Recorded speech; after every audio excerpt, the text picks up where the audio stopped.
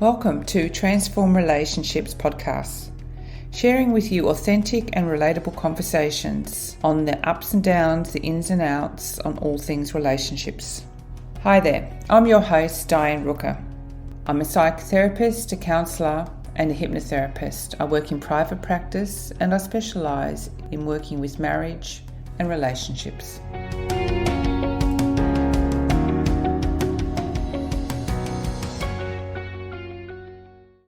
Welcome to my very first podcast, Understanding Relationships and Why They Can Be a Struggle. I am so excited to be sharing with you my podcast series. I've worked with hundreds of couples over 10 years and I have gained so much knowledge and understanding about how relationships function. So I really want to take this opportunity with the podcast to pass down this to all the couples out there that may be struggling, or even the ones that are out there that are not struggling and may get a few little tips and information that's going to really help their relationship in a different way. So I'm by no means saying that I know everything about relationships. That would be absolutely crazy to say. But I do know that I have some wisdom and I can only share with you what I know. And if that resonates with you and you can apply the knowledge and the tools to help your relationship, that's amazing. That's all that I ask for. I'm passionate about supporting couples and individuals, to reach the goals that they want to reach in their relationship. That's how I work with my couples when they come in. It's about them. It's about what they need and want, not my agenda. And at the end of this podcast, I will also give you a few tools that you can apply today to help with your connection to yourself and with your partner. So let's begin. Let's talk about why fulfilling relationships is so important to me. And I just want to touch on this briefly so you can understand a little bit about where I'm coming from.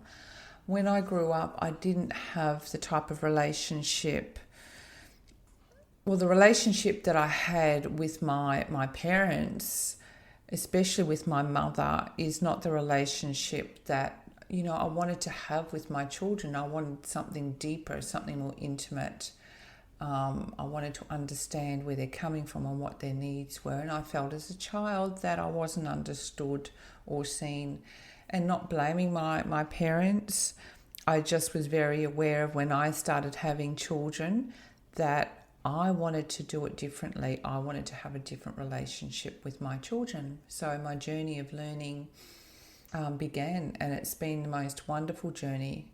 I started off doing a parenting course, so learning how to relate, learning how to connect with my child. At that point, my eldest child, who's a girl, my daughter, she was only 4 years old. So I had two children at that point, and I already knew at that point that this was very important to me, and I think it was a catalyst really for me being where I am now. It was part of the learning journey to get to where I am now, being a passionate therapist, helping couples relate to each other. So I'm very happy to be passing on these skills and knowledge to you out there. And thank you very much for listening and to tapping in. So I want to start with the basics here, because I am all about relationships being happy and satisfying. And, it takes work. It's not easy. As I said, I started this journey when my daughter was 4 years ago, and that's a long time ago. So I feel it important to explain a little bit more deeper about relationships. So let's look at the word relationship. What is relationship? We ever thought about what is a relationship? We all say I'm in relationship. A relationship is the connection. It's the connection between either yourself or with your partner. It's how you connect together, how you relate together. What determines a great connection or a poor connection? Well, this depends on how you actually relate to either yourself or to your partner. So whether you are connected or disconnected. Let's look at the connection with yourself first. You are connected with yourself if you are aware of your feelings, what they are, what they mean to you, and you allow them to be felt, just like anger and happiness. A lot of people have these feelings and they suppress them. They don't want to know about them. But an aware person will want to know about them, will want to explore them, will want to find out why they're there, so then we can resolve them and they can go away. You are aware of your thoughts and you control them, not the other way around. A lot of people allow their thoughts to create stress. But when you are aware of your thoughts, you control it. It doesn't control you. So you are also connected to yourself if you know what your needs are. No one else is going to know what your needs are as much as you will. And that's your responsibility to know what they are and to share them, to let your partner know. You are connected if you understand what your triggers are in certain situations. Being connected means being aware. You are relating to yourself. If you know what your triggers are in certain situations, then you can resolve them. You take responsibility to remove any unnecessary baggage from the past that has been with you for years. And you can have clear boundaries. When you are connected to yourself, you know how to relate to yourself, you understand yourself, you have clear boundaries, you know what you need, you have a strong voice. There's no wobbliness there. So you can see how essential it is to understand the relationship you have with yourself first. Always look at yourself first. When you point one finger at another, you have three pointing back. Very strange thing to say, but just try it. Point a finger out. How many fingers you got pointing back? 3. We need to look at ourselves first. It's truly amazing how light and free it can be when you do this, and how it can impact a relationship in such a positive way when we start to look at ourselves. It takes one to change a relationship. So, after you have a healthy relationship with yourself, which takes some time, but you can, start the process, then you can start to focus on how you relate with your partner. How's your connection with your partner? An indication of a connected relationship between an intimate couple is that they understand each other. They are aware of each other's needs. They know what their love languages are. They're aware of what their personality traits are, whether they're good or whether they're annoying. We really need to learn to accept all of our partner and all of ourselves, the good and the bad, in order to move forward. They know when to move towards their partner, to give them a hug, or to move back, give them a little space. When you are aware of your partner and you understand each other, you know when to do this. You'll pick up on the little cues and clues, and you can do that. To have this type of relationship does take work. But before that, there needs to be a willingness to get to know and to understand your partner at such a deeper level. It's a very respectful act to say to your partner, hey, you know what? I'm here for you. I care about you. I want to know about you. I will prioritize you and our relationship, and I will make time for you. How would it feel if your partner spoke to you that way, treated you that way? And if you spoke to your partner that way and treated your partner that way, can you imagine how amazing the relationship could be? The possibilities could be quite amazing, couldn't it? Okay, in an intimate relationship, we all want to be acknowledged. We all want to feel important, and we all want to be accepted for for who we are from our partner. We want that from our partner. You know, why not? We are important. We need to be acknowledged. We need to be accepted for who we are. And when they do the opposite, it's just really pushing that person away further and further and further. So when we choose to be in an intimate relationship, you know, first of all, we're single, then couple gets together to be in a relationship. They're a couple. They're choosing to be in this intimate relationship together. Well, then there's a level of responsibility there to the other, as you're no longer one, but you're two. So it's like being in a bubble together. Both of you are in there, not one in, one out, 1 foot in, 1 foot out. It's both feet in, guys, 100%. You know, sometimes you're going to have a shitty day, or you don't feel like being in there, or you're cranky. That's fine. That's normal. That's being human. But the commitment needs to be, we're in this together no matter what. You've always got each other's back. And when you've got each other's back, you don't need to watch yours, because that's your partner's job. So let's look at how come couples struggle with relationships. I see so many couples and they struggle with relationships. You know, it is hard. It's difficult. So there are many reasons, and I'm not going to go into all of them now, but mostly it's because of our childhood. It's what's happened to us as children and how our parents modeled their relationship to us. We learn by how our parents model the relationship. How was their connection together? How did they relate together? We're just going to copy that.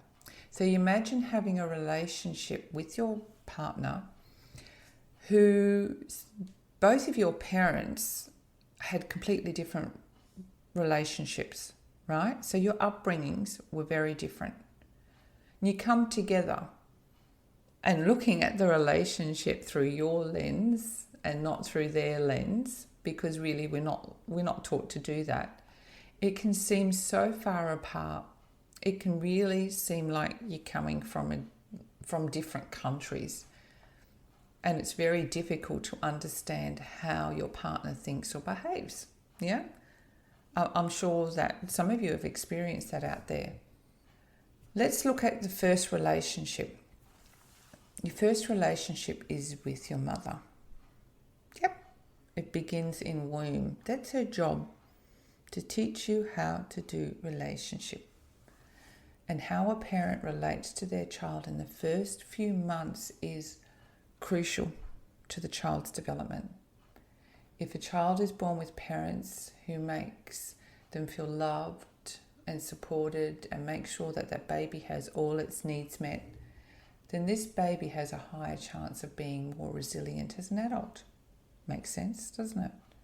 But if a child experiences negative interaction between the parents, such as domestic violence or the baby's basic needs, like having a clean nappy, feeling safe, having hugs and love, if they're not being done, then this person can go into adulthood and can show up with having unhealthy behavioural issues, triggers, and negative beliefs. So most of these unfinished issues in a person are not known at a conscious level, but it's a subconscious thing that's driving this behaviour that can affect the current relationship. So when I see couples come in, it's not really a couple issue that's a problem. It develops into a couple issue. It's an individual issue that's getting in the way of the couple. So I always say, choose your battles. Be really aware of what you need to address and what you don't need to address. Your partner is your person. Take the time to get to know them. Why do they do the things that they do? Where did they come from? You know, create a plan together, you and your partner, of how you want your family to be, how you want your relationship to be. You know, take the good parts that you want to do from your parents and how they did relationship. You don't have to keep all of them. You don't have to keep all of the values. Take the ones that you want. To do this takes a lot of consciousness. You need to relate to yourself. You need to be aware of yourself. You need to sit down and have a discussion with your partner and say, how do we want to be in relationship? What do I need? What do you need? You know, creating a unique relationship that you want to have together is so doable, but it's going to take work. So let's have a look at some tools that can help your relationship today. Be present with yourself and your relationship. Stay consciously aware of what is happening within your relationship. It's so easy to be in la-la land. It is so easy to be in automatic pilot. But to be aware, be present, means switching on your senses. When your partner talks to you, be aware of what they're saying. Be present, look at them, eye contact, be there. And if it's not the right time, say, I hear what you're saying. I know you want to have a chat. I will come back to you later. Be aware of yourself. What are you feeling? What are you thinking? Is there a pattern that keeps occurring? Is there a trigger that keeps occurring? Take responsibility.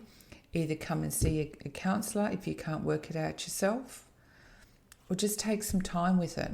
Sit with it. Be aware of it.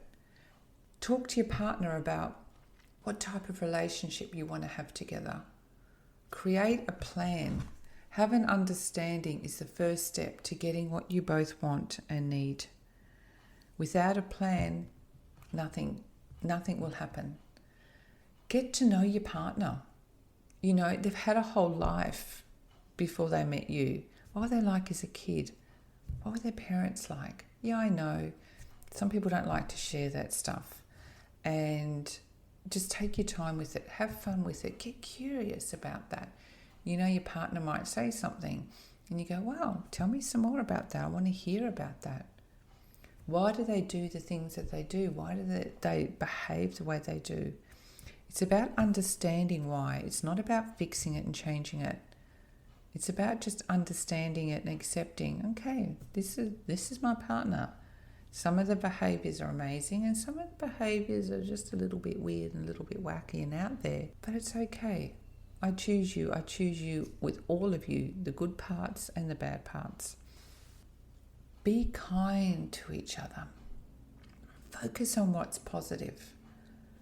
You know, it's so easy to focus on the negatives. Oh God, look, he's done that again. Oh God, she's done that again. Nag, nag, nag. Takes a little bit more effort to focus on what is positive with them. For every negative that you look at, find 3 positives. And when I say be kind to each other, treat each other like you would a friend. You get some friends will come into your house and you'll show them respect and kindness. If your partner walks in, we can snap at them and be disrespectful to them. So be present, talk to your partner, get to know your partner, get to know yourself, and be kind. Just apply those few things. And I'm sure it'll start to create a different awareness within yourself and a different awareness within the relationship. My podcast is called Transform Relationships. Now today we've spoken a little bit about relationships, just a little bit. Don't need to give you too much information. Transform means to change. So when couples come to me, they want to change the relationship. So change, I will be talking in the next few podcasts a lot about change and why change is so important and how easy it is to actually change. And we're talking about here just changing behaviours, not changing who you are, the core essence of who you are. Well, I think that's it for me. I hope you have found my first podcast useful, short and sweet. Don't want to go on for too long.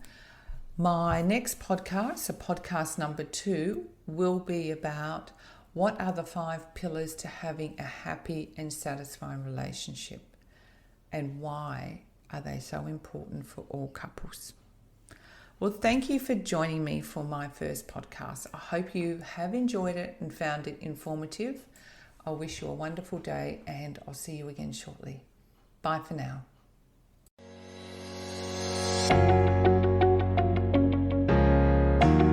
Thank you for listening to this episode of Transform Relationships podcast. I hope you enjoyed it and I look forward to sharing some more time with you again soon. Bye for now.